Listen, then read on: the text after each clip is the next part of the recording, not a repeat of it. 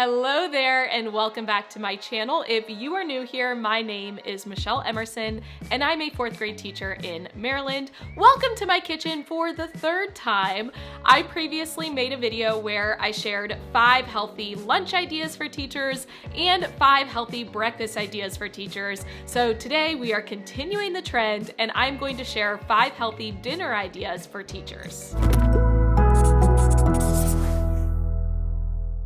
Now, as a teacher, I know that when I get home after a long day of teaching, the last thing I want to do is spend an hour trying to cook a healthy meal. So the focus for these dinners is going to be ease. These are things that are fast to be able to put together. They don't take a lot of time, and anyone who is not an actual chef can make them. Now, before we jump into it, let me just clarify what I am defining as healthy, because the reality is healthy means something different to everyone. For some people, that may mean following a certain diet, such as paleo or keto or vegan. But for the sake of this video, healthy is going to refer to a balance of macronutrients. Your macronutrients are carbs, protein, and fat. So each meal is going to have a nice balance of carbs, protein, and fat. Also keep in mind, these are just ideas, so feel free to change and adapt them in order to fit your dietary needs or your taste preferences. Let's start with dinner idea number 1, dinner in a bowl. I'm going to show a taco bowl as an example, but there are tons of variations of this. I love to put a big bed of shredded lettuce as a base for my taco bowl because it helps to add volume. You know, it makes it seem a lot more full. I will then top the shredded lettuce with ground beef that I have browned, but you could always use ground turkey if you prefer. And of course, you can season it with a taco seasoning or any other seasoning of choice. Then I will add some corn on top, and I literally just open the can of corn, drain the excess liquid, and put a few spoonfuls on top. I don't even heat it up. I'll then add a sprinkle of shredded cheese and top it with some salsa. The meat in the taco bowl is a great source of protein, and then you get a little bit of carbs from the veggies and salsa, but you can always add rice for some extra carbs. Similarly, you're getting some fat from the meat and from the cheese, but you can always add guacamole or sour cream to get more grams of fat. Again, there are tons of variations of dinner in a bowl, such as cheeseburger in a bowl with lettuce, ground beef, pickles, bacon, cheese, ketchup, and mustard. You can do egg roll in a bowl with coleslaw mix, ground turkey, and soy sauce, or even a Mediterranean bowl with lettuce, ground chicken, chickpeas, cucumber, and feta cheese. Dinner idea number 2 is zucchini boats. You are going to start with some zucchini. I usually use about 1 zucchini per person. You are going to cut the ends off the zucchini and then cut them in half long ways. Next, you're going to use a spoon to carve out the middle of the zucchini halves so they resemble a boat shape. Next, you're going to brown some ground beef, but you could always use ground turkey if you prefer. Once it is browned, you are going to add a pasta sauce of your choice and coat the ground beef in the sauce. Obviously, you can do this right in the same pan. I'm just showing it in a bowl for the video. Then you're going to fill each zucchini boat with the meat and sauce mixture. I personally try to get them as full as possible. Next, you're going to top each zucchini boat with some shredded mozzarella cheese and then bake them for 20 minutes at 400 degrees Fahrenheit in the oven. The meat is a great source of protein, and the zucchini and sauce are both sources of carbs, and then the cheese is a source of fat and protein.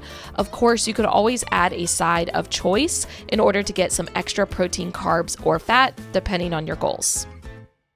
Dinner idea number 3 is lettuce wraps. Again, I'm going to show tuna salad lettuce wraps, but there are tons of other variations. Obviously, you need a head of lettuce for the lettuce wraps.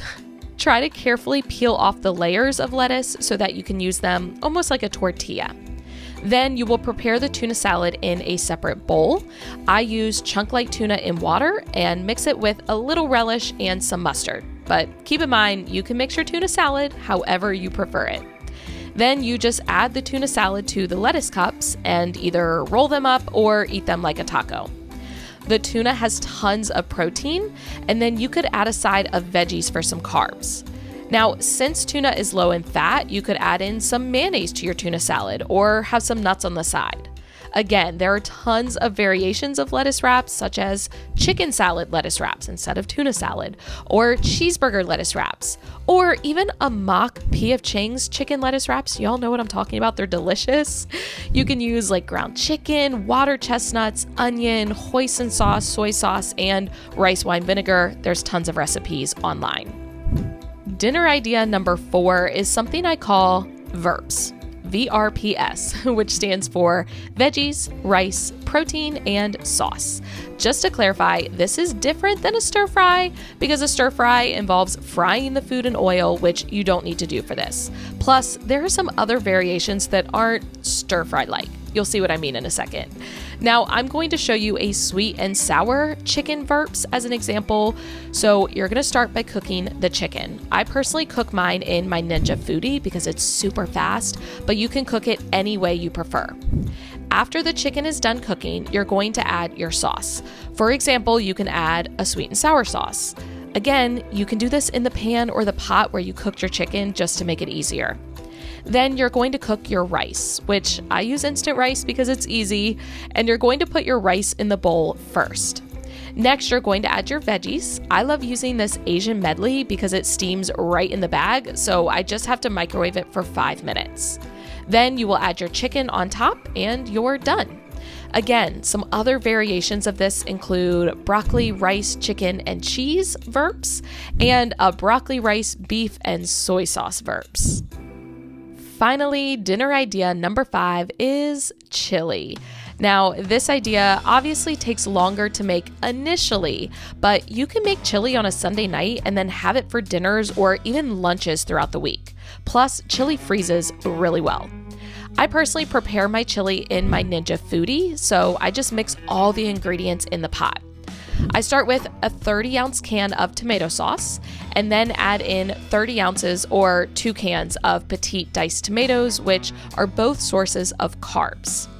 Next, I add in ground beef that has already been browned, which is a source of protein and some fat, but again, you could always use ground turkey if you prefer.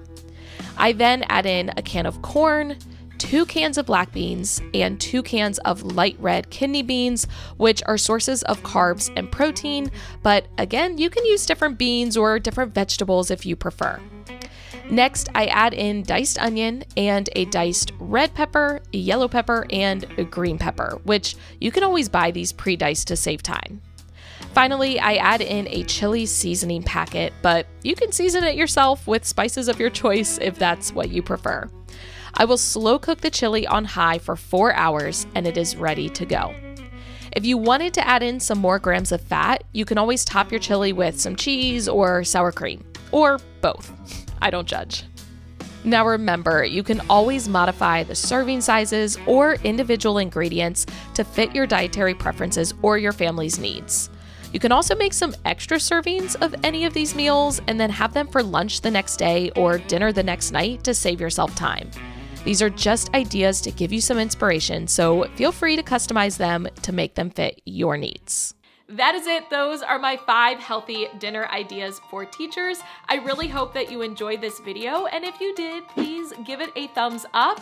Make sure you go back and watch my 5 healthy lunch ideas for teachers video and my 5 healthy breakfast ideas for teachers video. And make sure you are subscribed to my channel so you do not miss any future videos, because y'all know there's a snack idea video coming. As always, thank you for watching. I love you all so much. Don't forget to put your positive pants on, and I will catch you in the next one.